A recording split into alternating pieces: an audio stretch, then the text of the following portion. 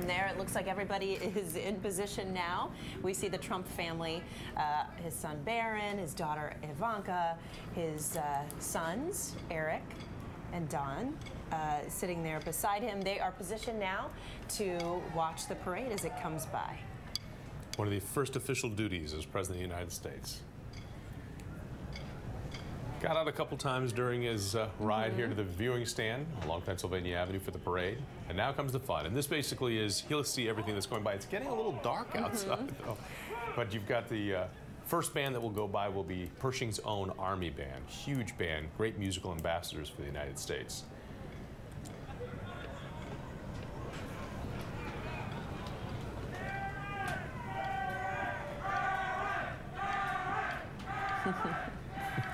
His son Barron seems to be having a good time. I always wonder what kids think about all the pomp and circumstance of this. Giving a few good waves there. It's time to enjoy this long-awaited inaugural parade.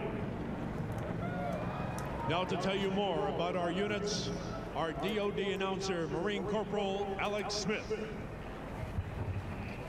Leading the United States Army units in today's parade is the Army staff.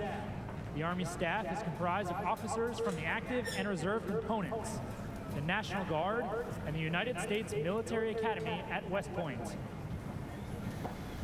Following them closely will be the United States Army Field Band. From our nation's capital, it's United States Army's Field Band, known as the musical ambassadors of the Army. Jonathan, we can hear the was voice of founded the in announcer. 1946. And there was a lot of talk here mission in to take Washington this year because this is a brand new announcer after many, many, many years of Charlie Broadman being the voice of the inaugural parade. And he is somewhat of a legend in Washington. Used to broadcast baseball games. Everybody knew him here. And he said he got the call where they said, Charlie, we love you. We think you're great. We're going in a different direction. But we got somebody else. And he was heartbroken. He said he was pretty sad. But there's a new voice for the inaugural parade, and it's underway officially right now. And while this is a part of the tradition and part of the pomp and circumstance of the transfer of power, just a few blocks from what we're seeing in this secure area where the parade is going on, our own Annalisa Gale is joining us from the area of about 13th and K, and that has been an area pretty much most of the day we have seen protesters clashing with police there. Annalisa, what's happening there now? Just about an hour ago, firefighters had to put out a fire just along the street where you can now see the officers. There was a limo that was set on fire. That fire has since been extinguished. Firefighters had to come. We saw a couple from Fairfax. Right now, the officers are forming a perimeter around this area, the intersection 13th and K Streets, and no one's allowed to cross the street to get from one side to the next. Most of the protesters are in the park. Thankfully, we were able to find a couple of people who were in their place of employment. They were at 180 Salon.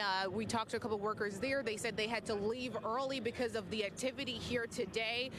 They said they do not feel completely comfortable being here, but right now everything seems calm. Officers have things under control, and most of the protesters are inside the park area. We'll be here throughout the evening monitoring the situation, but at this point, everything is looking fairly calm. I'll send it back to you guys.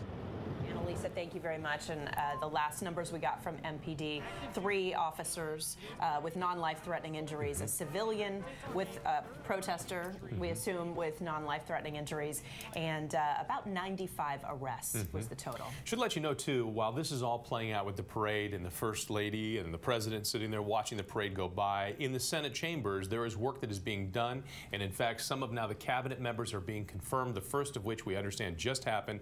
General Mattis, the retired 4-star military general, he is now going to be taking over as the Secretary of Defense. That confirmation, the first of Trump's appointees who has now been confirmed as the SecDef. All right, we're going to take a quick break, but stay with us for much more Inauguration Day coverage at ABC 7 News.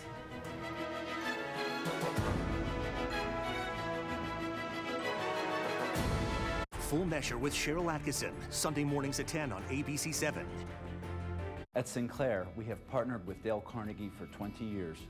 We find their leadership principles to be timeless. I would recommend the Dale Carnegie course without hesitation. Dale Carnegie training gets to the core of relationship management. Dale Carnegie is an extension of my training staff, and I have been fortunate enough to have a relationship with them that reflects that. It's proven, it's been out there for a long time, and it ties directly into what Barron's Lumber